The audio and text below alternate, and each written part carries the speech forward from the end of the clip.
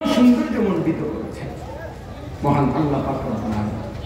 কোরআন কারীমের মধ্যে আল্লাহ তাআলা বহুভাবে এই কথাটা তুলে ধরছেন আমাদের যে তার মধ্যে তোমাদের জন্য উসওয়াতুন হাসানা, আদর্শ হবে। সেই আদর্শটা অনেকের ব্যাপারে অমুক নেতা তমুক নেতা, অমুক ব্যক্তি তমুক ব্যক্তি না, আদর্শ আল্লাহ বলে নাই। শুধু আল্লাহ রাসূলের মধ্যে আল্লাহ বলছে উসওয়াতুন হাসানা। অর্থ হলো যত কিছু তোমার দরকার জীবনে, সব ব্যাপারে সবচেয়ে সুন্দর আদর্শ যেটা, তিনি মুহাম্মদুর রাসূলুল্লাহ সাল্লাল্লাহু আলাইহি ওয়াসাল্লাম। সব ব্যাপারে হাঁটা চলা, খাওয়া দাওয়া, আচরণ উচ্চারণ, চেহারা, নিজের জীবনের ঘর বাহির, পরিবার, একাকী, সব বিষয় আসলে বুঝতে শিখেন আপনারাও। আমার বাপ, আপনাদেরকে আমি শুধু অনুভূতির জন্য বলতেছি, শিক্ষিত আপনিও, 2-4 কলম পড়ালেখা আমরাও করছি, পড়ালেখা করছেন, আপনি নিজেকে ভাবতেছেন শিক্ষিত, এতটুকু কদর করেন যে এতটুকু বোঝা উচিত নিজের জ্ঞান থাকলে রাসূলুল্লাহ সাল্লাল্লাহু আলাইহি ওয়াসাল্লামের চাইতে সকল কিছুতে সৌন্দর্যময় আর কেউ যেহেতু নাই, হতে পারে না কোনো যুক্তিতে, কোনো বিচারে, তাহলে আপনি আমি প্রতিনিয়ত নিজেদের জীবনে আল্লাহর রাসূল সাল্লাল্লাহু আলাইহি ওয়াসাল্লামের সুন্নাত রীতি নীতিকে যারা প্রত্যাখ্যান করতেছি, আপনারা নিশ্চয়ই আপনাদের বিবেকের সাথে, জ্ঞানের সাথে, আপনাদের নিজেদের সাথে আপনারা অন্যায় করছেন, ভুল করছেন। এবার হিসাব করবেন, চেহারার হিসাবও করেন, ঘরের হিসাবও করেন, বউ বাচ্চার জীবনের হিসাবও করেন। আপনি সৌন্দর্য প্রিয়, আপনি ফ্যাশনেবল, আমরা কোনো মারি খাবো না, আমরাও সৌন্দর্য প্রিয়। সুন্দর কে পছন্দ না করে, ভালোভাবে চলতে কে না চায়, কিন্তু সৌন্দর্যের একটা মাপকাঠি থাকা দরকার। নিজের ড্রেস আপ, নিজের সাজগোজ, নিজের চেহারা সুরত, নিজের ঘর পরিবার, এক্ষেত্রে কারো প্রত্যেকের সামনে কেউ না কিছু একটা মডেল আছে। এই চেয়ারটা এরকম বানাইলো কেন, উনি দেখছে আরেকটা যে আমার এরকম একটা বানায় না, অথবা ওনার মোবাইলে দেখাইছে দোকানদারে, এই যে ক্যাটালগ আছে দেখেন, আমি এগুলোর থেকে একটা চয়েস করে দেব। তো এই 10টা চেয়ার দেখা একটা মডেল কি করে দিছে যে আমার এইটার মতো বানায় না, এটা এরকম কেন, এটা এরকম কেন, এই পোস্টারটা এমন কেন। প্রত্যেক মানুষ তার সামনে কোনো না কোনো মডেল রাইখেই এরপরে ওইটার মতো সাজে বা সাজায়। তাই আপনার ইনসাফের সাথে দেখা উচিত আমাদের প্রিয় নবী সাল্লাল্লাহু আলাইহি ওয়াসাল্লামের সৌন্দর্যের সামনে তুলনাযোগ্য, কাছাকাছি আল্লাহ কসম এমন কারো সৌন্দর্য, কারো ডিজাইন পৃথিবীতে নাই। কেন প্রত্যাখ্যান করলেন মুসলমান হয়ে? আপনাদের বিবেকের হাতে দিলাম। আল্লাহ নবী সাল্লাল্লাহু আলাইহি ওয়াসাল্লামের সুন্নাত তরিকা, তার চেহারা, সুরত, চলন বলন, আচরণ উচ্চারণ, ঘর সংসার জীবনে তার জিন্দেগি, আপনি কেন প্রত্যাখ্যান করলেন? আপনাদের বিবেক, আপনার স্ত্রী এইভাবে বেপরদা হাঁটে, মেয়ে এভাবে বেপরদা হাঁটে, 8-7 কাপড় পরে শরীর প্রদর্শন করে, এটা সৌন্দর্য, আপনি কিভাবে সিদ্ধান্ত নেবেন? এটা ফ্যাশন, এটা কিভাবে বুঝবেন? সবচেয়ে শ্রেষ্ঠতম সৌন্দর্য যিনি, তিনি তো এই অনুমোদন দেন, তিনি তো এই অনুমোদন দেন। এই জন্য আমি এটা অনুরোধ করছি, আমাদের প্রত্যেকের চুল, চেহারা, লেবাস, পোশাক, ঘর পরিবার, আসবাবপত্র, ফার্নিচার, সব কিছুতে প্রতিনিয়ত আমাদের নজর বেঈমানের দিকে। এটা কিন্তু একটা মানসিক পরাজয়, এটা একটা চিন্তাগত পরাজয়, এটা একটা বুদ্ধিগত বিবেক পরাজয়, সংকীর্ণতা পরাজয়। আমরা বললে বলে হুজুররা সংকীর্ণ না, কাফেররা অনুসরণ করলে উদারতা, আর মুহাম্মদ আরবি সাল্লাল্লাহু আলাইহি ওয়াসাল্লামের সুন্নাতের কথা বললে সেটা সংকীর্ণতা।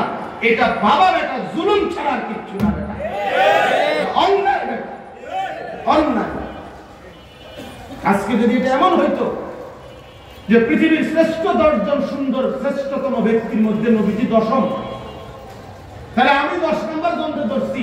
আপনি এর থেকে উঠে, আপনি যেহেতু উচ্চ শিক্ষিত, আপনি বেশি বুঝছেন, এই জন্য আপনি এর উপরের 9 জনকে ধরছেন। তাইলেও তো একটা বিবেককে বুঝাইতাম। আমি 1 নম্বর জনকে ধরলাম, আমি হয়ে গেলাম সংকীর্ণ, আমি হয়ে গেলাম ঘোড়া, আমি হয়ে গেলাম পশ্চাৎপদ, আর আপনি নম্বর নাই যে এই বেঈমানের, এই নম্বর ছাড়ার দইরা আপনি হয়ে গেলেন স্মার্ট হ্যান্ডসাম। এটা ধোঁকা ছাড়া আর কিচ্ছু না।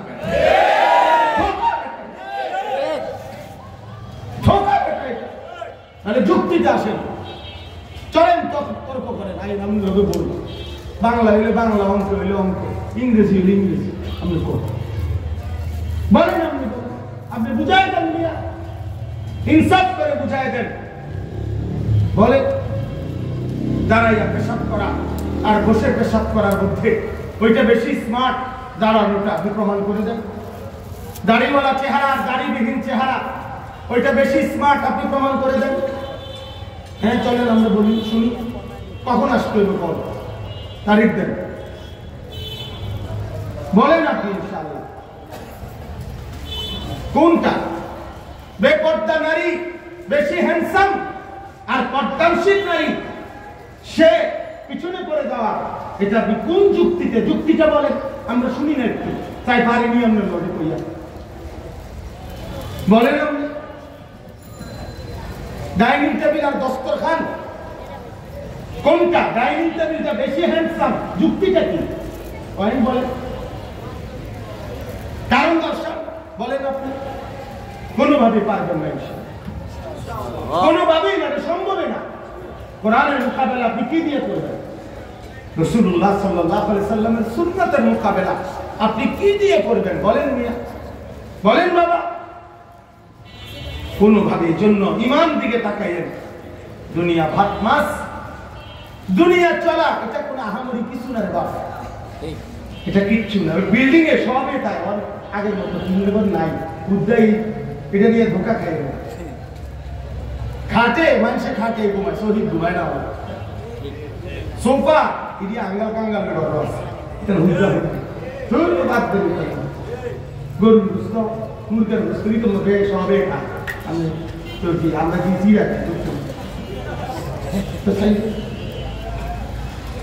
এগুলা কে দুনিয়া ভোগ করলে না, যেটা আমি দেখছি না। না বেড়ে হুজুর আপনি জীবনে পরিষদ খাইছেন? কথা বলেন যে ভেজিটেবল খাইছেন জীবনে? খাইছি, প্রত্যেকদিনই তো খাই। তাইলে দুনিয়া অতিরিক্ত কিচ্ছু পান না, শুধু শুধু ধোকা খাইলেন, শুধু ধোকা খাইলেন। দুনিয়া সাজাইলেন না, না সাজাইলেন।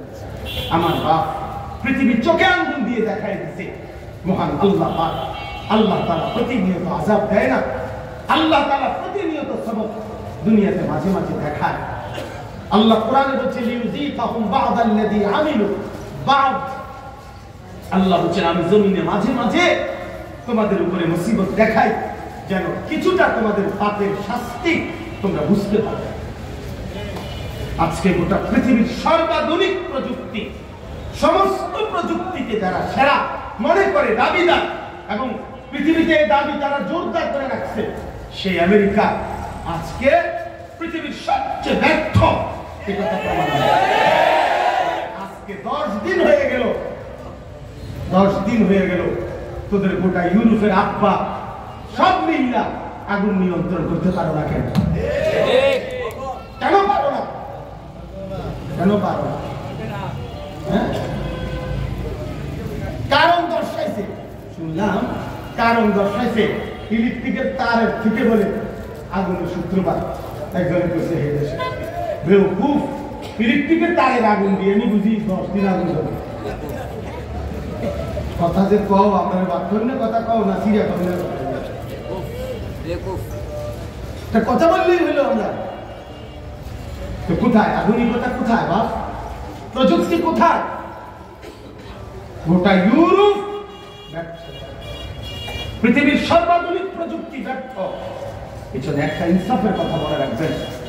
আল্লাহ সুখে রাখলে, আল্লাহ নিরাপদ রাখলে বন্ধু, নিরাপদ থাকা মহান আল্লাহ যদি তার নিরাপত্তা 1 মিনিট সরায় ফেলে, খোদার কসম কোন আধুনিকতা দিয়ে নিরাপদ থাকা যায় না। আমি অনুরোধ করি, হ্যাঁ, এই বিল্ডিং সবগুলোর মধ্যে আমেরিকার ওই ক্যালিফোর্নিয়ার লস অ্যাঞ্জেলেসের ওই সবগুলো বিল্ডিং এ অগ্নি প্রতিরোধক ব্যবস্থা ছিল।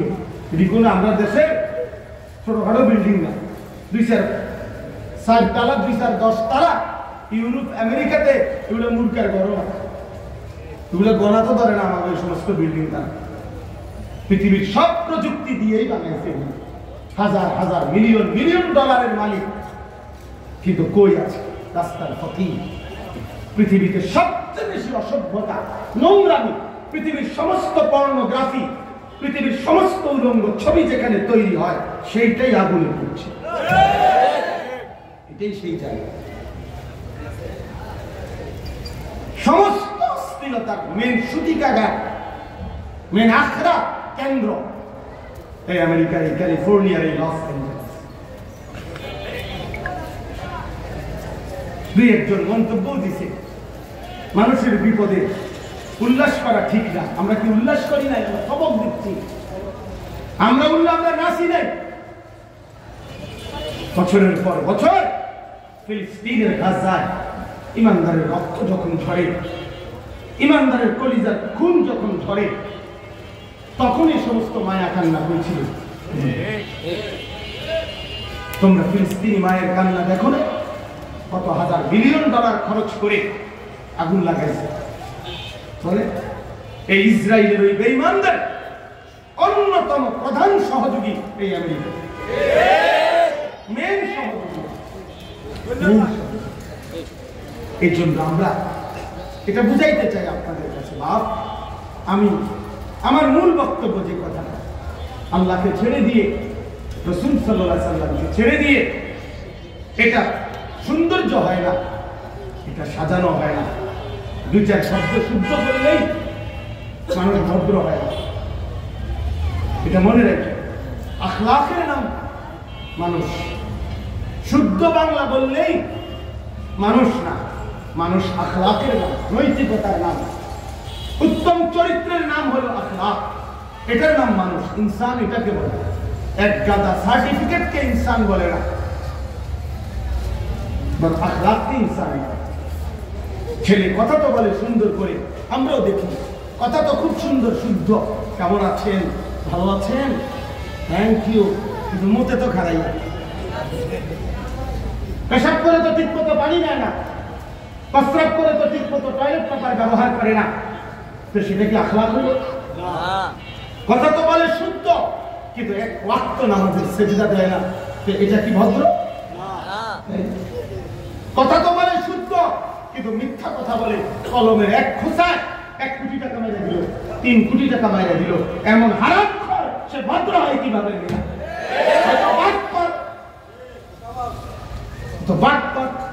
বাটপার আবার ভদ্রলোক কেমন? হারাম উপার্জনকারী ভদ্রলোক কিভাবে বলে না? ইনসাফের কথা বলে,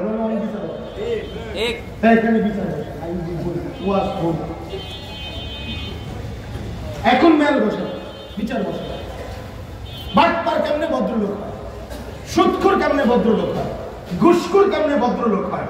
হারামখোর কেমনে ভদ্রলোক হয়? বেপর্দা বেহায়া নারী সে ভদ্রলোক হবে কেমনে? এই কথা বাংলা শুদ্ধ বললেই ভদ্র? ইনসাফ করে নিজের উপরে, ইনসাফ করে নিজের উপরে। একদিন আমিও চলে যাবো, আপনিও চলে যাবেন। আমার জন্য আপনি আটকাবেন না, আপনার জন্য আমি আটকাবো না। ফেরে বাতে কোন রকম দুনিয়া পার হয়ে ऐसे रहेगा वैसे रहे, वहां देखना फिर कैसे। এখানে এভাবে 3 বার সেভাবে একভাবে থাকা হয়েই যাবে বাপ। আসল দেখার বিষয় হলো ওইখানে কেমন থাকবে। পেট এমন এক নিয়ামত, আল্লাহ আশ্চর্য। আমি প্রায় বলি কথা, আজীব এক জিনিস এই পেট, বড় অবাক করা সৃষ্টি আল্লাহর। এটা কি 10 আইটেমের তরকারি নিয়ে একজনে খাইতে বসছে, এই বেচারাও কিছুক্ষণ খাইয়ে বলে পেট ভরে গেছে। শুধু ডাল আর আলু ভর্তা নিয়ে একজনে খাইতে বসছে, এবারেও কিছুক্ষণ পরে পেট ভরে গেছে। বাহ, তো মাকসাদ তো হাসিল হয়েছে, বুঝলেন না? উদ্দেশ্য হাসিল হয়েছে কিনা? তাই পেট যেহেতু বলেই গেছে, তাইলে আর 10 আইটেমে আর 1 আইটেমে তফাৎ কি?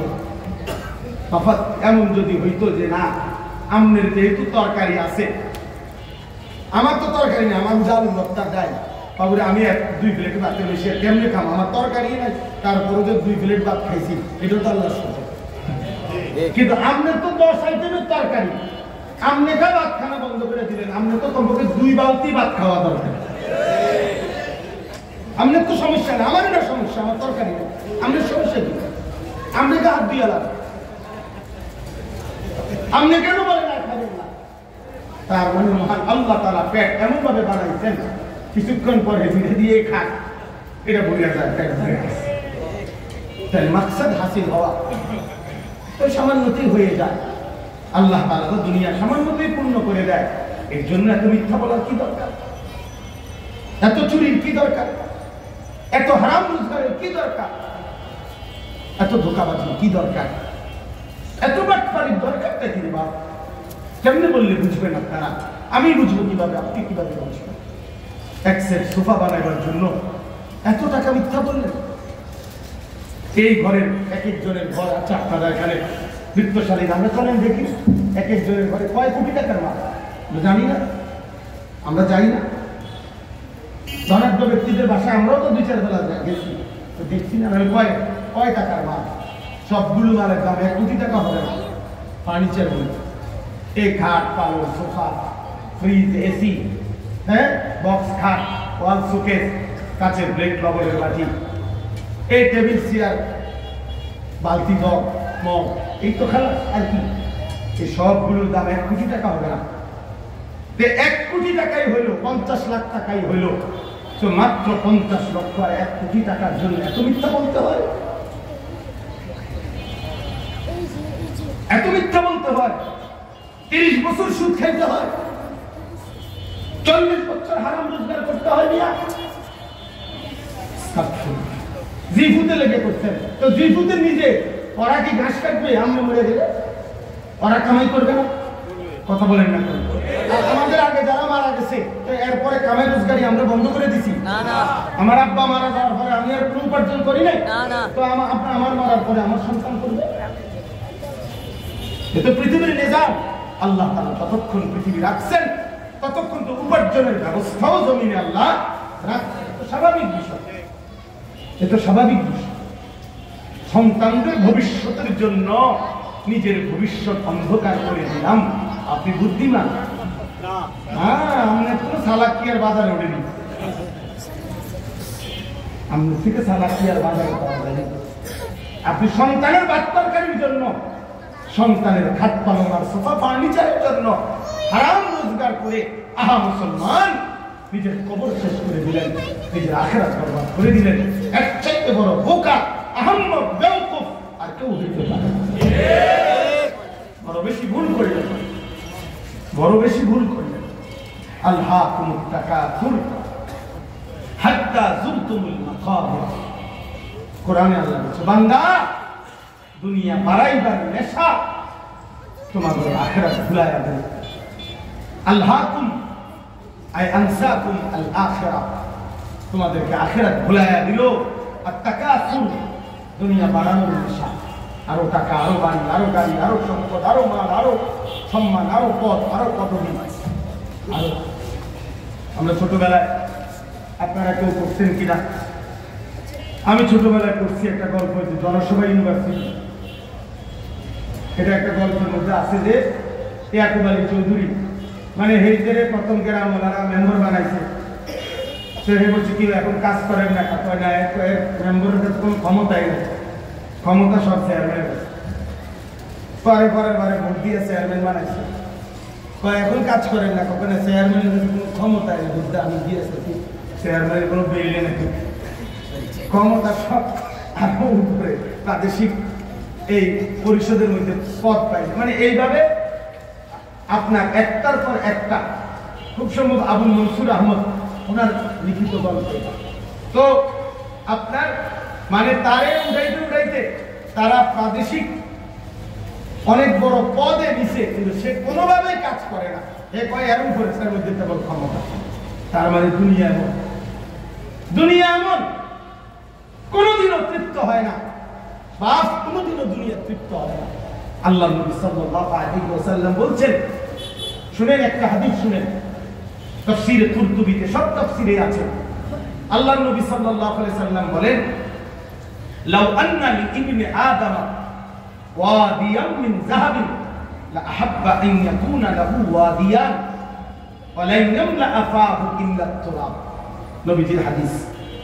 আল্লাহ নবী সাল্লাল্লাহু আলাইহি ওয়াসাল্লাম বলেন, যদি কোনো বনি আদমকে একটি পাহাড় স্বর্ণ দেওয়া হয়, এক পাহাড় পরিমাণ, একটি পাহাড়ের মধ্যে তো কমপক্ষে 200 কেজি মাটি হবে, ঠিক আছে? 200 কেজি একটা পাহাড় কি কামখেয়ালি কথা? তো একটি পাহাড় পরিমাণ যদি স্বর্ণ দেওয়া হয়, লা আহাব্বা আন ইয়াকুনা লাহু ওয়াদিয়ান, নবী সাল্লাল্লাহু আলাইহি ওয়াসাল্লাম বলেন, সে চাইবে তাকে যদি 2টি পাহাড় স্বর্ণ দেওয়া হতো। এভাবে দিতে থাকবে আর চাইতে থাকবে। আল্লাহ নবী সাল্লাল্লাহু আলাইহি ওয়াসাল্লাম বলেন, ওয়ালান ইয়ামলা আফাহু ইল্লা তুরাব, আল্লাহর কসম তৃপ্ত হবে